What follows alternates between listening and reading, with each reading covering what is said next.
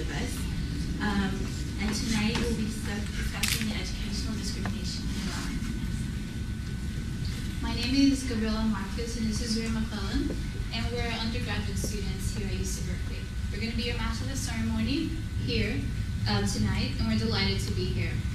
This event is possible due to the combined efforts of the Baha'i Club Association, the United for Iran, the Association Against Educational Discrimination, and the Iranian Student Alliance in America.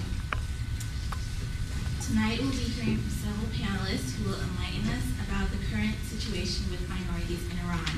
Tonight the agenda will start with 4 student speakers commenting on ethnic and religious minorities as well as giving personal accounts. Dr. Sadutan will then educate us in more in depth about the subject, followed by Ms. Mahmoudi. Finally, Farham Holakui will talk about the international law and educational rights. So please. We will then proceed to have questions at the end. If you have any questions, you can save them for the end, or we're also going to have notes so you can write them in. To start, we have Soha speaking about the plight of religious minorities in Iran. Soha is an undergraduate student majoring in political science and hoping to pursue a career as an international human rights lawyer. Born in Tehran, Iran, Soha and her family had to leave Iran and come to the United States due to religious persecution and to be able to pursue an education. Please welcome Soha.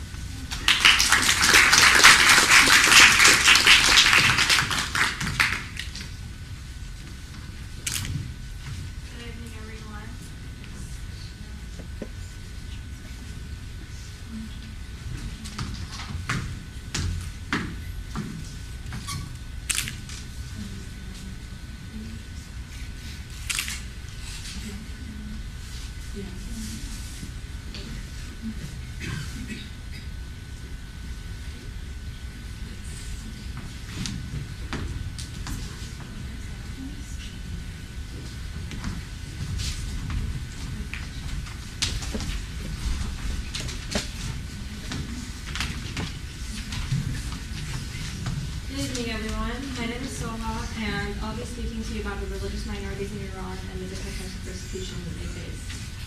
Can everyone hear? Okay.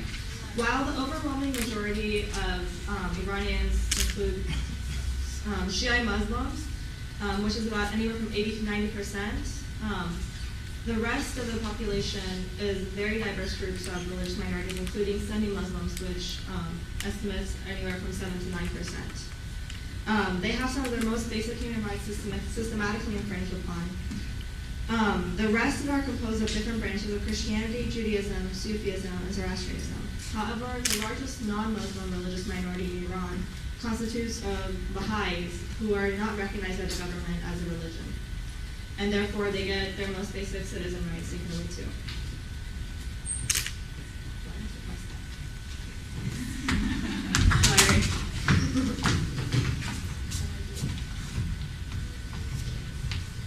Alright, Sunni Muslims, although by law they're supposed to be allowed to be able to freely practice the religion, this is in reality far from the truth. New forms of persecution and pressure in recent years have increased, and many have gotten their teaching positions as religious teachers changed into, for example, like PE teachers instead. And Sunni clerics and professors are especially prone to persecution, and they're not allowed to teach at universities. Over the past few years, many have faced prolonged detainment in prison, and persecutions continue to date.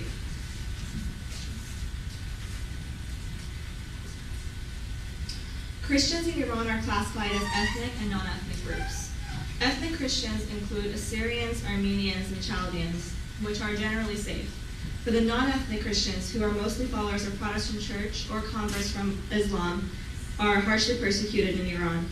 Many followers are seen as apostates and therefore persecuted harshly, and aside from long detainments in prisons, many are not able to purchase any religious books, so if someone wants to buy a Bible, they will have to go all the way to Tehran to be able to purchase it.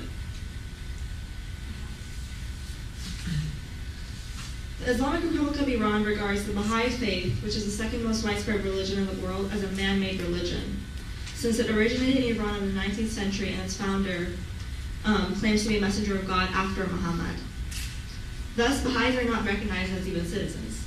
Baha'is are often considered as apostates and as spies against the government, and therefore get severely persecuted. They have been persecuted through many different means, including political persecution, demolition of cemeteries and property, denial of employment and business, denial of social rights, and of course, educational rights. Hundreds of Baha'is have been executed and pressures continue to date.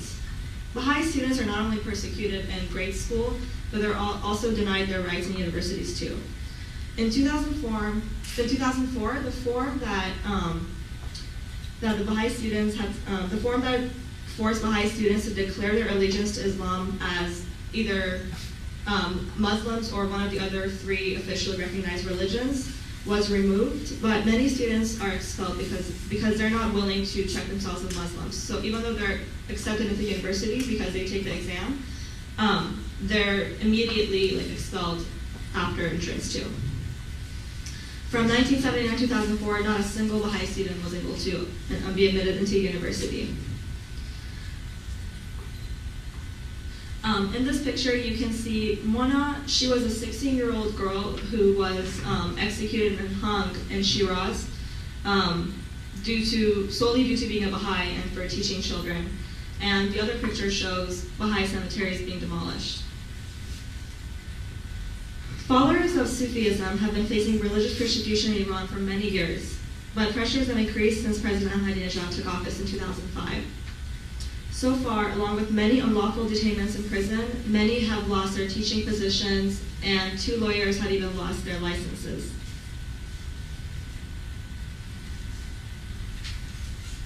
Zoroastrianism was the dominant religion of Iran before Islam. Although conditions have improved for Zoroastrians in more recent years, they have always been subject to discrimination in Iran. Post-Islamic revolution conditions created many setbacks for Iranian Zoroastrians, and many of them have been forced to emigrate out of Iran. The Jewish population also faces many persecutions, and even though they're supposed to, by law, have equal rights as Muslims, this is far from the truth. Allegations of official discriminations are very frequent, and since the government has such a strong anti-Israel policy, radical Muslims view Jews as apostates and as spies for the state of Israel. Education for Jewish children has become very hard over the years because the government strongly discourages the distribution of Hebrew texts and also forces a lot of Jewish schools to stay open on Saturdays, which is a day of Sabbath, and therefore it makes it very hard for Jewish children to practice their religious traditions. A couple other religious minorities include the Mandais and the Yazidis. The Mandais are anywhere from 5,000 to 10,000 in Iran currently, and they face similar situations as Baha'is because they're not recognized as a religion. Therefore, they have unequal opportunity in job sectors and government positions, also universities too. And the Yazidis are also discriminated against because they are seen as safe followers by the government, and therefore they don't get an equal opportunity in any of those sectors either.